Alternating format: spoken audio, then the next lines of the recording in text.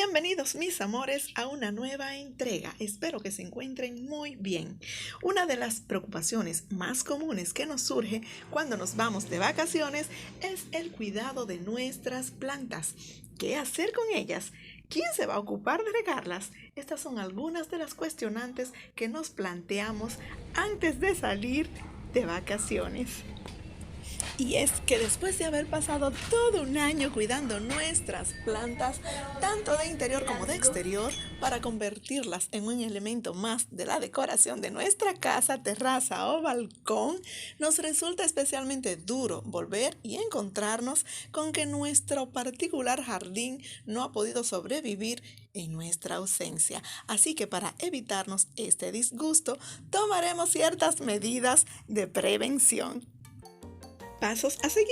La primera opción que siempre contemplaremos para cuidar las plantas durante nuestras vacaciones es si encontramos quizás alguna persona, algún familiar o vecino que podría atenderlas en nuestra ausencia. Así que si tienes la oportunidad de contar con alguien de confianza que se encargue de ello, no la desaproveches. Pero por otra parte, si como en mi caso no tienes con quién dejarlas, lo más importante es tomar ciertas medidas de prevención. Ten en cuenta el clima del lugar donde vives.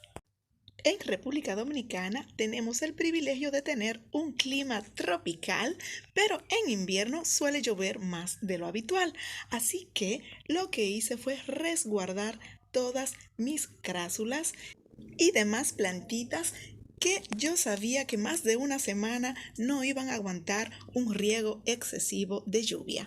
Las traje a la marquesina, a este estante, teniendo en cuenta, por supuesto, la luminosidad que ellas necesitan para mantenerse sanas. Es preferible dejarlas resguardadas a exponerlas a un torrente de lluvia. Ahí sí que no habría solución. Las sucus son un tipo de plantas que almacenan agua en sus hojas y en sus tallos, así que no necesitan ser regadas con tanta frecuencia como otro tipo de plantas. Así que te cuento que si te vas de vacaciones por 2 semanas, te aseguro que las encontrarás en perfecto estado si las has dejado bien resguardadas. Antes de salir, por mi parte, pues mojé de forma adecuada mis suculentas, les quité sus hojitas secas y en mal estado. Claro, no te voy a negar que es probable que encuentres alguna un poco estropeada, pero en su gran mayoría, si tomas estas precauciones, las encontrarás más sanas que si dejas a una persona a cargo que las riegue de forma incorrecta. Además, debemos tener en cuenta que en estos meses del año, o sea, en invierno y desde otoño incluso, las suculentas requieren aún menos riego. Pero si por otra parte vives en algún lugar que sea extremadamente caluroso, puedes optar por poner debajo de ellas un paño bastante húmedo que así le facilite un poco de frescura durante tu ausencia. En el caso de este hermoso jade variegado y los Gractopectalum, te aseguro que duran 2 semanas sin necesidad de ser regados y se van a mantener bastante bonitos como estos que puedes ver por aquí. Los aloe veras, como este aloe que está al lado de este Gractopectalum, pues puedo decirte que son bastante tolerantes a la sequía y no requieren un riego frecuente. A la aloe le gusta el suelo arenoso, al igual que la sucus, y no demasiado húmedo, así que si sales 2 semanas, pues no vas a tener problema con ellas. Por aquí puedes ver esta pálida. Te comento que desafortunadamente es la que encontré en peor estado. Le cayó cierto bichito, pues debo comenzar a ver qué le ha sucedido. Retiraré las hojitas más afectadas para que así no se siga propagando en esta hermosa grasa. Estas hermosas huernias se autocuidan, definitivamente es que no necesitan mucha atención. Se ha mantenido genial, tiene casi 3 semanas sin ser regada.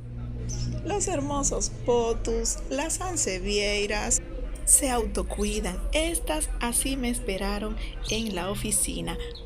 Te invito cordialmente a suscribirte si aún no lo has hecho. Activa esa campanita de notificaciones y regálame tu like si te va gustando. Pues aquí no inventamos.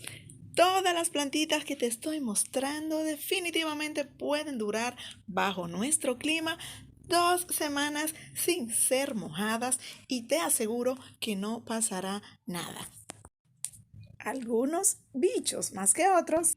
Sí, aparecen ciertas babositas que hacen de las suyas a veces.